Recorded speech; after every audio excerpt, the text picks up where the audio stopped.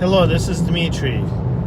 Again, video from a car, except now I'm a passenger, so don't worry, I should be fine.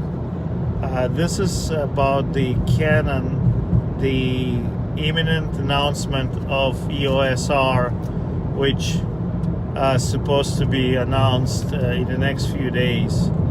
It's exciting time now. The Sony has competition. Nikon just announced the Z6 and Z7. Canon is about to announce the full frame EOS R. Couple of weeks, Panasonic is supposed to announce their new full frame camera. Very exciting.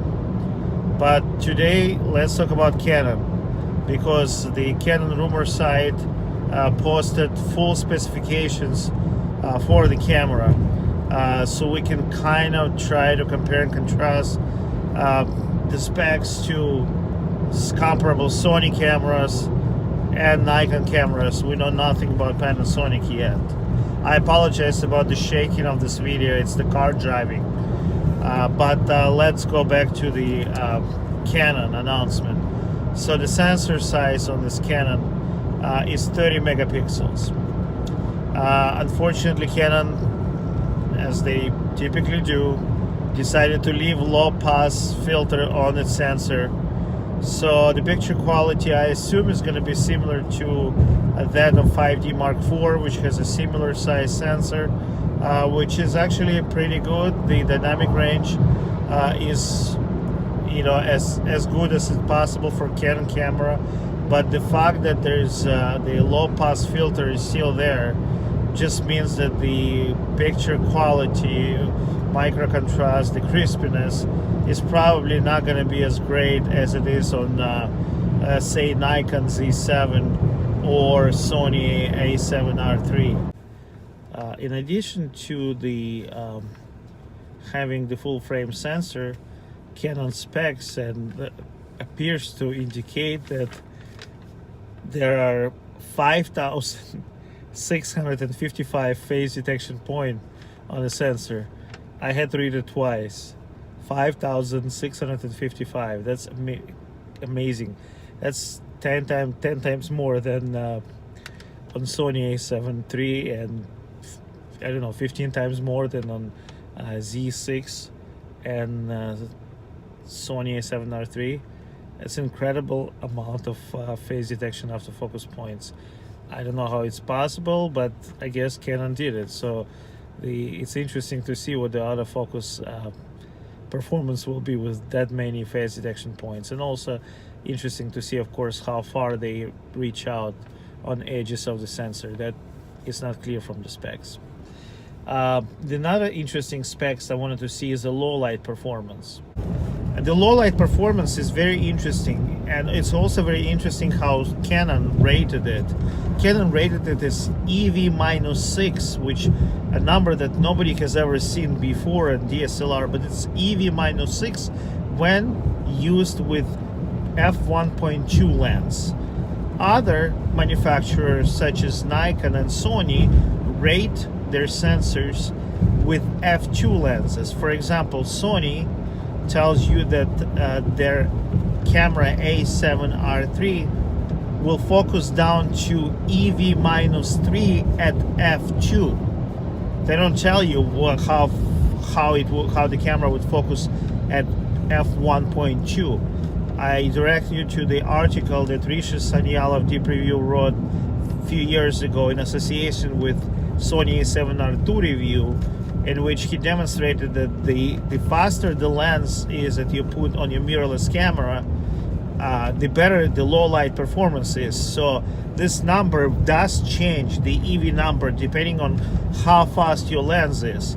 So the fact that Sony writes EV-3 at f2, it could very well be that if you put f1.2 lens on a Sony, the EV will go down to -4 or -5. Nobody knows, because that's not how they rate him. Conversely, Canon rated the camera at EV-6 with 1.2, which means that if you put f2 lens, you probably are now in EV-3, EV-4 territory. Still, though, the number is quite impressive, and the fact that the Canon releases is going to release the 51.2 lens. There will be a 1.2 lens, so you know, they can do what they did and rate the camera at EV-6 at 1.2, since they have those 1.2 lenses. As you can see, Sony has not released any native 1.2 lenses, and Nikon's first 1.2 native autofocus lens will be out in 2 years.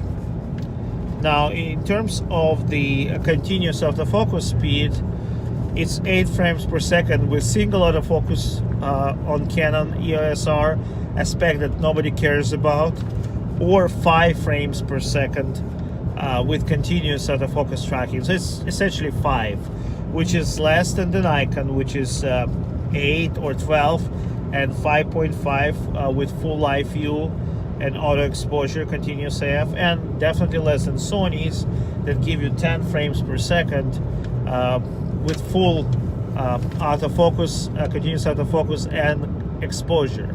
So Sony appears to be the best, and Nikon appears to be slightly better than Canon, but the Canon buffer is better. Canon buffer is 47 RAW files, and as far as I remember, the Nikon is what, 23 or 18, depending on whether you use 14 or 12-bit RAW files.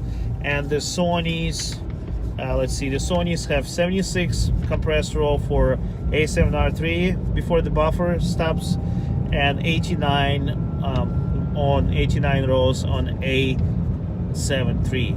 So Canon appears to be in between.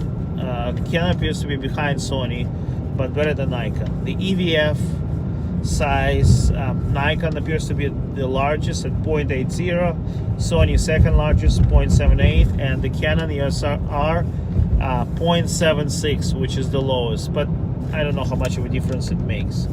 Now the display, of course, on Sony and Nikon's a tilt, and Canon, and I appreciate it, full articulated display, which is amazing.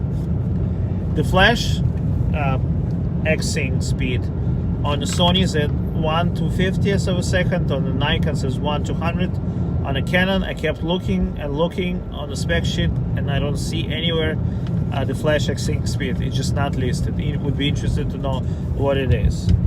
Now, in terms of the card slots, you already know that Canon and Nikon only has 1 card slot, which is not as great as Sony's. They now have 2 card slots. And one big thing on a Canon, no in-body image stabilization, which was not surprising to me, because it doesn't appear that Canon has the technology. None of their cameras feature that. So no IBIS. That could be something that is a breaking point for many of you. For me, I don't know. It all depends on the price. It all depends on the price. If Canon prices its camera for $2,000 or less, it would be an interesting choice, because the lenses that they are going to release, that's what makes this R system really worthwhile, in my opinion. The 51.2, the 28 to 70 f2 are the lenses that nobody else has. So the lenses, not the camera, is what makes the system very, very interesting. Nikon has nothing like 2870 f2, and Sony has nothing like that either. Very exciting time. So Canon could be a very, very, very interesting system. I can't wait for the announcement and the first reviews of that system.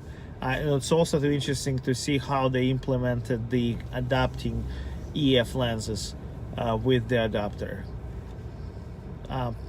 Subscribe to my channel.